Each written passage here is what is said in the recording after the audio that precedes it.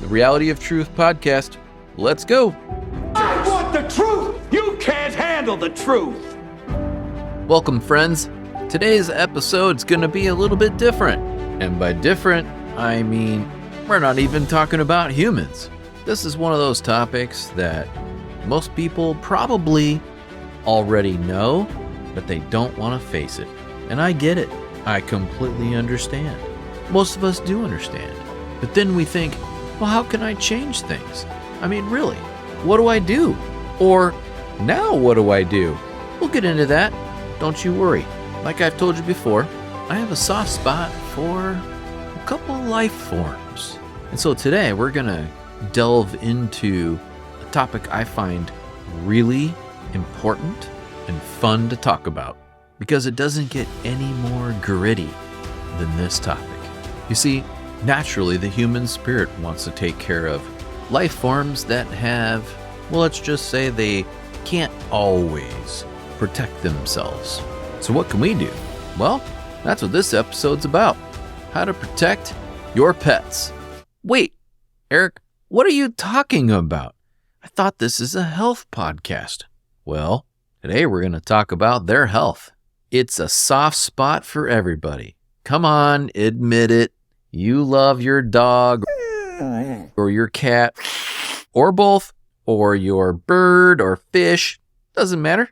We all have the same soft spot in our hearts for our pets, do we not? Why is that? Because you feel like they're part of your family. They're part of your clan. Am I right?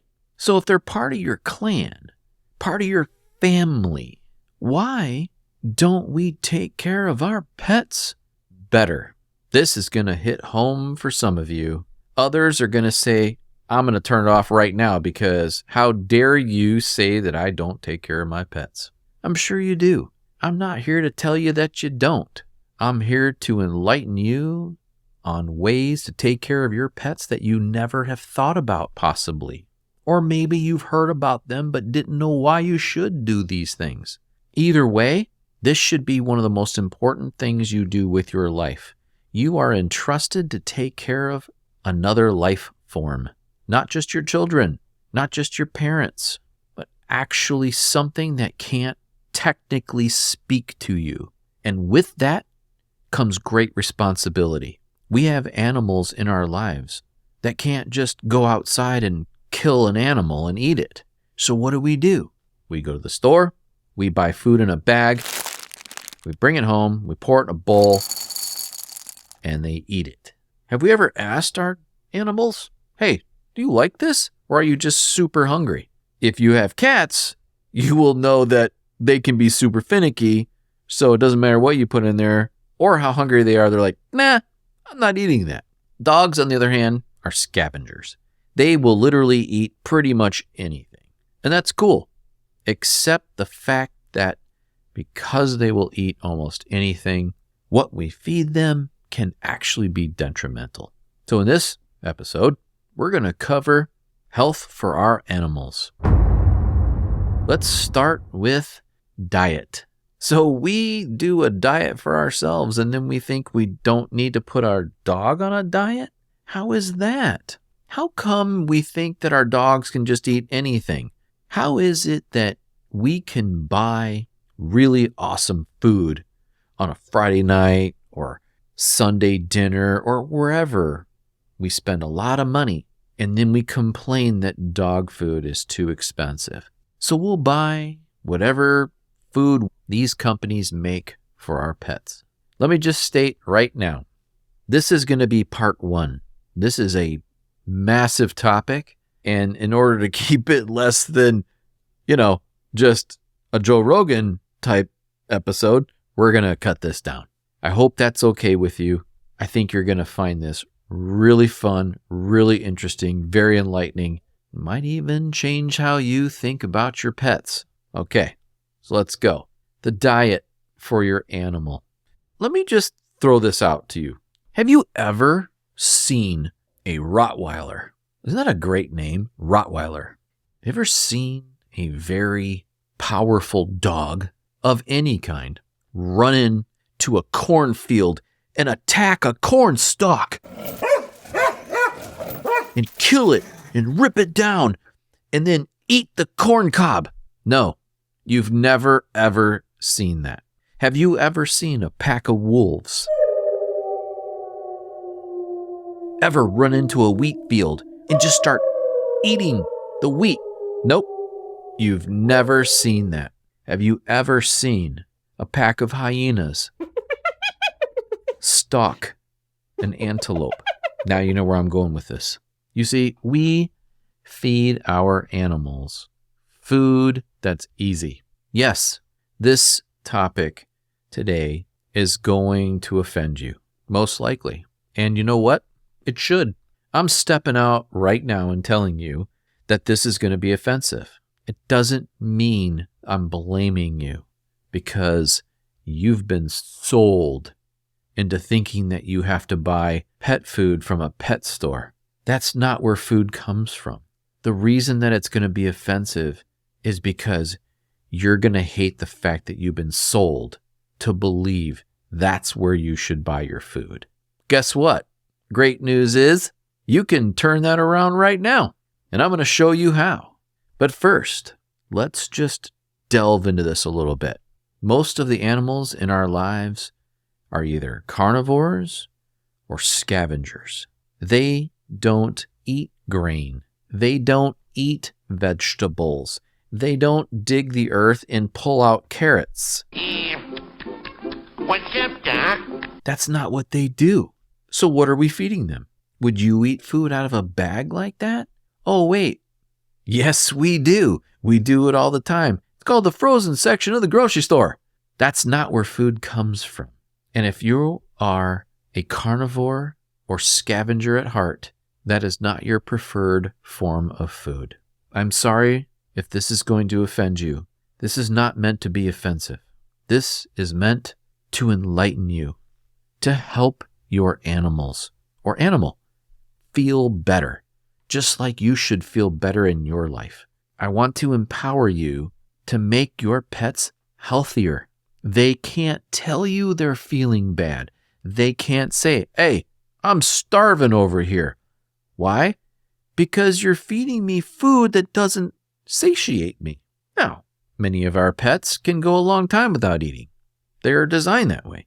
Animals like scavengers, dogs, they can go a long time without food and they'll just eat everything as soon as it's put in front of them because they're scavengers. Cats, they don't do that. They're more selective. Why? Because that's just the way cats are. It's not right or wrong, but think about it. These animals are animals. We're treating them like children. You wouldn't feed your child food you know is, if you're listening to this podcast, chances are you don't feed your kids garbage food. You know what I mean, fast food and just total garbage food. You at least have some control. Then why do we feed our pets just anything, whatever comes in a bag? Is that what they want? I guarantee you, if you could speak to your pet, they would tell you, no, I don't want this crap. What is this? I'm eating it because I'm starving. I'm starving because you're feeding me food I normally wouldn't eat.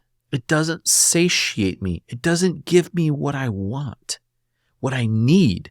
And so we just think everything's kosher because Spot just ate his whole bowl of kibble so fast it was like not even chewable. He just inhaled it. You know how they do that. Why do they do that? Could it be because they're not satiated? What happens when you turn on Discovery Channel and you watch an animal take down another animal, eat that animal? What do? They basically fall asleep.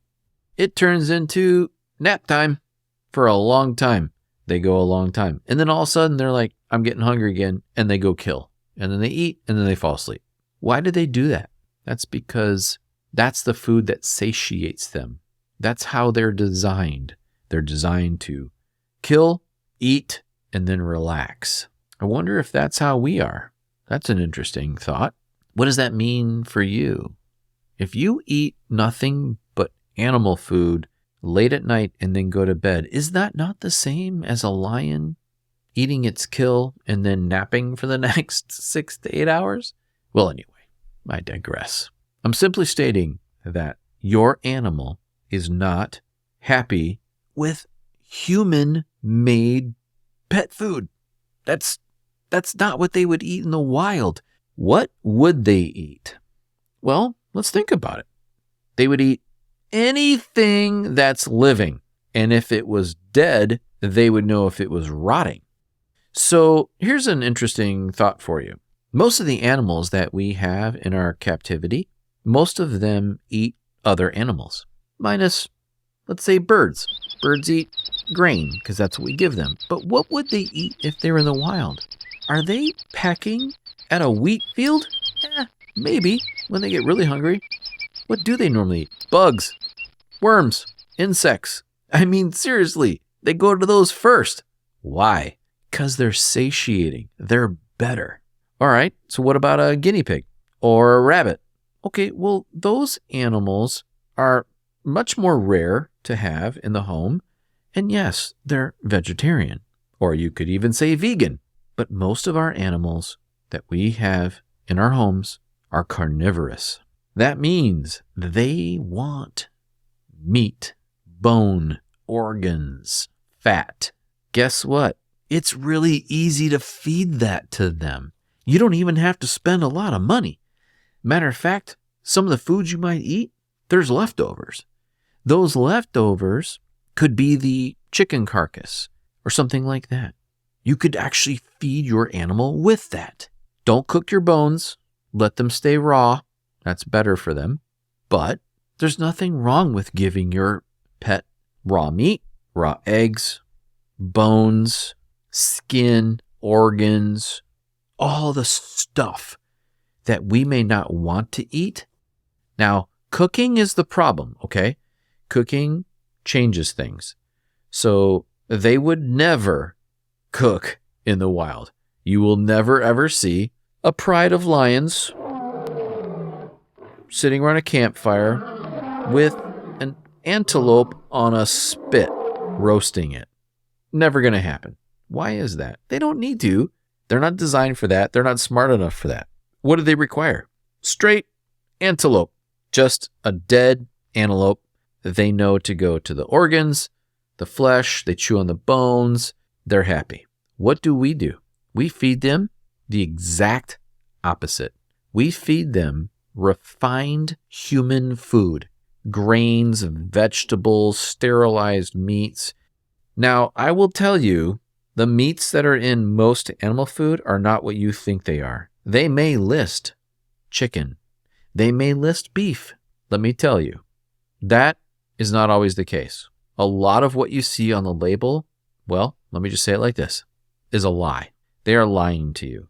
The whole where there's horse meat in there and all this kind of stuff, I'm sure there's probably horse meat. Who gives a crap? A pack of wolves would take down a horse and eat it any day. Horse meat's not that bad. Soldiers lived on horse meat. It's not a big deal. The problem is not the horse meat. The problem is we're feeding them rotten scraps from food mills to scraps of food from everything type of food mill. It's just a conglomerate of companies bringing food together to give to animals because animals don't care. They'll just eat it. We don't care because we don't realize what's in it. And it's cheaper for them. There's no regulation on what the heck goes in there. I could go on and on with what's in your food, but I don't want to scare you that bad. So instead of just giving you the complete evil of 90% of the food that you could give your animal, why don't I do what I should do for you? And that's tell you what you should feed them. No reason to scare you with what you could buy at this point. I think you get my point. Now we should talk about the positive side. What can you do for your animal? Well, here's the first thing you could do. What kind of animal do you have? And then what would they normally eat? I mean, it's pretty simple. Let me ask you a question. If you were that animal What do you want to eat? Would you rather have a bowl of something, or let's say pick up a leg of lamb from your grocery or anywhere that you get animal foods and just tell the dog to sit by the door, and you throw that thing into the backyard, making the dog sit the whole time? Then all of a sudden you tell him, go, and he runs out there as fast as he can, and he destroys that leg of lamb. That is what a dog wants to do. Do you think your dog will be healthier and have a better life doing that, or sitting in front of a stainless steel bowl or some pretty little bowl that you bought at a art festival with kibble in the shape of little fishes and little bones and little hamburgers, all different colors to represent what they were? That is nothing but foods they would never eat and foods they wish they were in there. Let me tell you, if you want a happy pet, feed them what they want. Is it that hard? It's not. They will be better for it. And I'm going to get into that. In the meantime, let's just hammer this point home a little bit more because I'm in the mood. All right? Most of the food that you think is natural to give your dog is not natural. It isn't. What's natural? Well, let's pick a dog. He's running in a pack with other dogs in a forest, the woods, whatever. What's he going to kill and eat? Is he going to stop by? That pack is on a mission. They want that deer. They're going to take that deer, and they don't care how long it takes to take down that deer. When they get that deer, what do? They fight over who gets to eat first based on hierarchy. So in our homes, is there a hierarchy? Yeah, it's supposed to be us. But usually we let them run our homes because we think they're cuddly little living teddy bears. They're furry, they're soft. We think they have personalities where they understand us. We think all this. In reality, they're working us psychologically more than we know. They know what they're doing. They know. They learned when they were puppies how to play dead, how to be alpha, how to give in, how to take control. They learned all this stuff. They know how to do that to us. By the way, you might be asking, why am I qualified enough to talk about this? Well, I've had dogs myself. I've also learned dog training from a KGB Russian dog trainer. Yeah, trained attack dogs and then trained regular dogs on how to just enjoy their life, and who trained us to train our dogs to have an enjoyable life. And when I saw that, that was about the time when I realized that dogs hurt. They feel pain. They have diseases and sicknesses, just like we do. Why do dogs have disease and sicknesses? Or cats? It doesn't matter. I don't care if you have fish. Why do our animals get sick? I can tell you there's two reasons. First reason is what we feed them. Second reason is they have a sedentary lifestyle with us. They wouldn't have a sedentary lifestyle in the wild. Therefore, it's up to us to change how they interact with our world. How do we do that? Food, stimulation. We take dogs for walks. They don't want to go for a walk. They want to run with other dogs. That's why if you go to the dog park, they all just want to start running around, and there's biting and tossing and turning and barking and growling because that's what they want to do. But Eric, you don't understand. I have a little tiny Yorkie. I would never do such a thing. That's fine. It doesn't matter if you have a Yorkie or you have a Great Dane. They want to eat meat. They want social interaction with other animals. And it's fine if they never do. The minimum we can do is their diet, because the way that their digestive system is designed and the way that their psyche is designed, they want to eat flesh. They want animal. They want to eat another living thing. If they don't have that, what do they eat? Well, they'll eat whatever they possibly can that is, well, edible. That makes them a scavenger. Cats won't do that. Fish won't do that. So your goldfish eats whatever you put in there. Why? Because there's nothing else in there for them to eat. If you threw tiny little fish in there, that goldfish would eat those little fish. I'm telling you. So let's get back to this. How do you take care of your pets diet-wise? Well, let's start feeding them what they desire. That's the first thing. They'll be happy because they're eating what they desire. When you feed them what they desire, then they're happier. And guess what? What they desire is what makes them healthy. Why not feed them that? Eric, you don't understand. It's way too difficult. It's too hard to feed my animal these type of foods. You don't understand my lifestyle. Well, wait a minute. You took on the responsibility of this animal, so I beg to differ. I told you, this is going to be tough love this episode, and I'm going to give you tough love right now. There is no, I'm just going to buy the easiest food possible to feed my animal. I don't care. Do you remember all the stories where you'd see these parents say, Johnny, if you want a dog, you're going to have to take care of it. I'll take care of it. Don't you worry. And you give him the dog, and guess who takes care of it? You do. It's the same principle. We as adults get animals thinking, I'm going to take care of this dog. What do? You get lazy, and you don't. This is a living being that deserves the food appropriate to its species. They don't want kibble. They'll eat it because that's all that's there. We need to feed our dogs better, our cats better. I'm not talking about if you have goats and all these other, you know how to feed them. They'll eat definitely anything. I'm talking about dogs and cats specifically, if you already haven't realized that. If you want your pets healthy, you must give them what their species requires, and that's another animal. It's not that hard to do. Okay, I just totally laid that out. I hope you're still listening because this is very, well, let's just say sensitive for you and me. I care about your pet's health because they can't tell you how they feel. I'm not bashing you for feeding them the wrong way. I'm merely stating, let's start now if you don't know and start feeding your animal in such a way that they get healthy, feel better, whether they're 6 months old, 6 years old, or 12 years old. Trust me, this episode will enlighten you and help you. The consternation that you might feel for me right now is real because they can't speak for themselves. It's the same thing with a baby.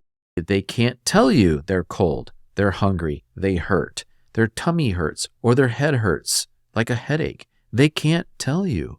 And because they can't tell you, it's up to you to look at the signs. If you can't read those signs, which, let's be real, if you're a dog whisperer, you can, but for the rest of humanity, you can't always read those signs. So if we can't read the signs, what's the best thing we can do? That would be to keep all of the variables down to the most minimum we can so that they feel the best that they possibly can feel. You're taking away all the things that would hurt them. Then they feel awesome all the time because animals are like that. Humans aren't quite like that. Even if you had a perfect diet as a human, you're going to experience some things. We're a little bit more susceptible. Animals aren't. They aren't. They are very, very resilient. Now, when they get the food they require, wow, they thrive like crazy. There's a few things that I will tell you that in the health world, we have the most outcomes. Pets and children, the two people I told you that can't speak and tell you how they're feeling. When you give pets, animals, or children remedies, they respond so fast. It's incredible. Why? I don't know. Youth, resilience, how their makeup is, how God made them, I don't know. I mean, it's pretty evident with human children that they're growing machines in the way that they regenerate. They regenerate a certain way. They regenerate very fast. They can overcome a lot of things. Animals, I think, can overcome a lot of things as well. God made them that way. They don't have hospitals. They don't have nutritionists and dietitians and an OBGYN. They don't have any of this. They're just resilient. But what makes them resilient? That would be things that they need in order to keep that resilience. And it's up to us to give that to them. So, for example, their food, their diet must be what they would normally eat in the wild. That's the long and short of it. I'm sorry that it's harder to do this for them, but if you love your animal, they can't tell you when they're hurting, even if it's just a minor tummy ache. They can't say, "Hey, Mom, do you have any Pepto maybe I could have, like just a little bit? You got any milk of magnesia? Or you got anything for like, man, I don't understand, but my head is pounding." They can't do this. So what do? Take away all the variables that would cause that. That way they have all of the nutrition that's required for their species to be healthy. Okay, I know I'm pounding this. I get it. I know that you're like, just tell me what to do. I'm going to tell you what to do.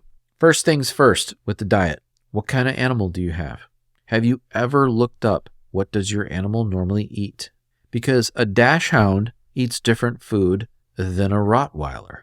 Pit bulls seem to eat humans. I'm kidding. That's just a joke. I mean, come on. This is a heavy topic so far. I've got to lighten this up a little bit.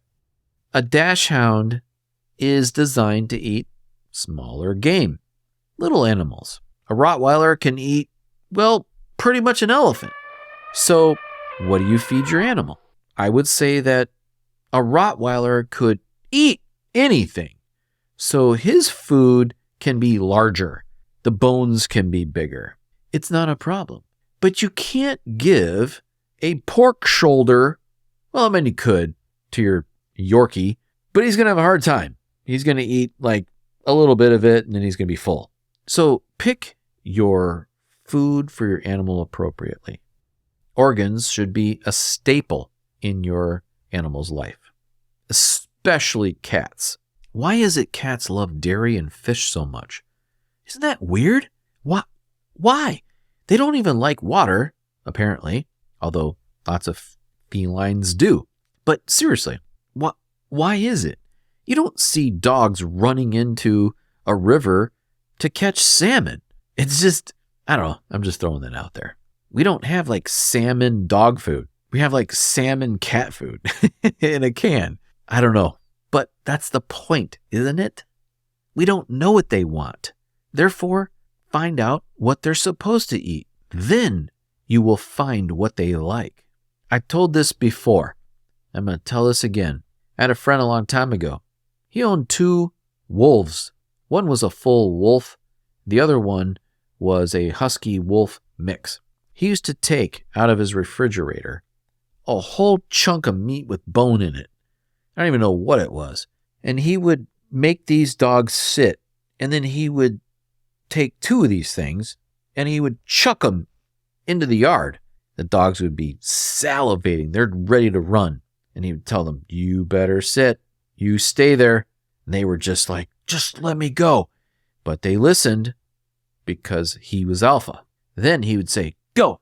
And they would take off, and they would wrestle with that piece of meat, tumbling and ripping it and shredding it and throwing it around like you know dogs do. Do you think that they enjoyed that?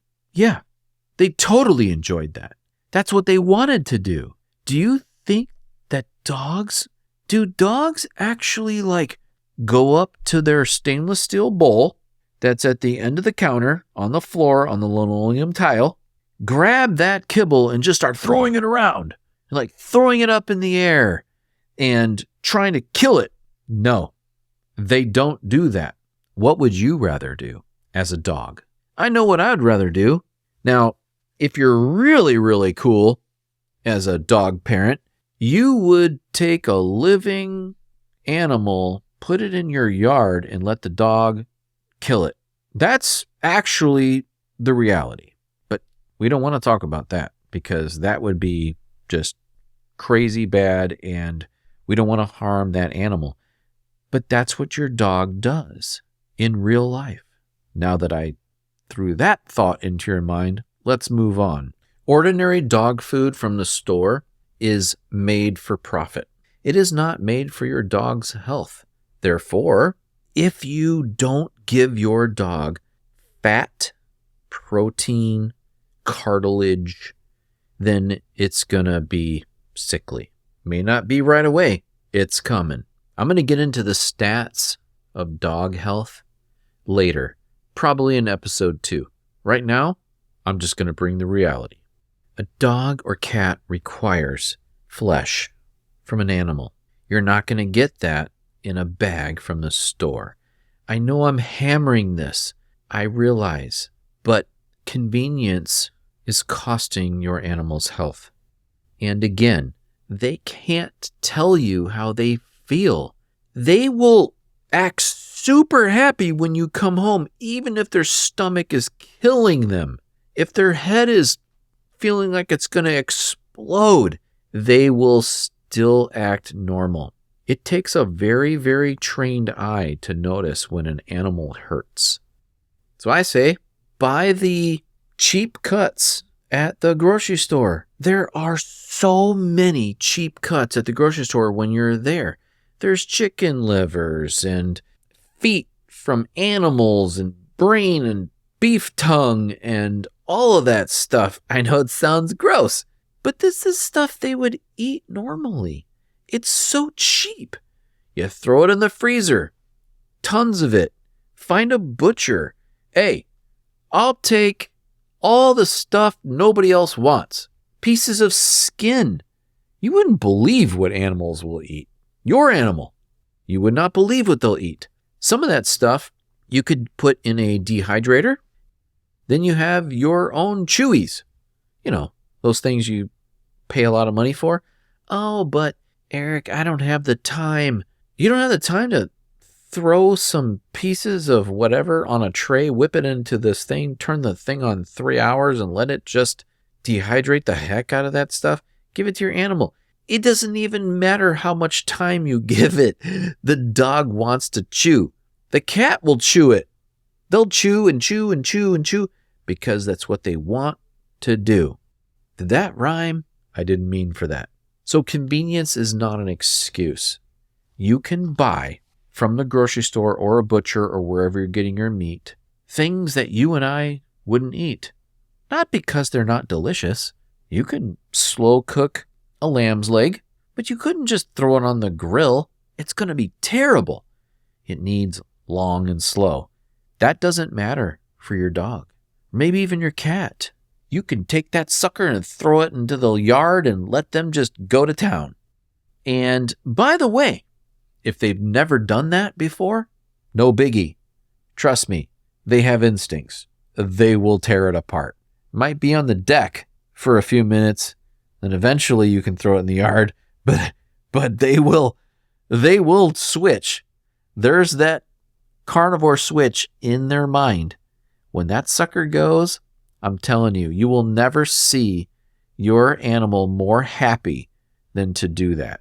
Those photos or videos of animals just jumping around in the grass with the leaves and stuff like that, that's what your animal will be like. When you're feeding this animal grains and vegetables, they are sedentary. They don't want to do anything. They're not happy. They're not jumping around, running around like they normally would because they're depressed. That is not their natural diet. Treats. Well, you can make your own treats. I just told you, dehydrator, an oven. Doesn't matter. You can take the cheapest, I'm talking the most difficult meat to deal with. It's full of tendon and cartilage and fat, and there's nothing you could really do with it, to make dinner.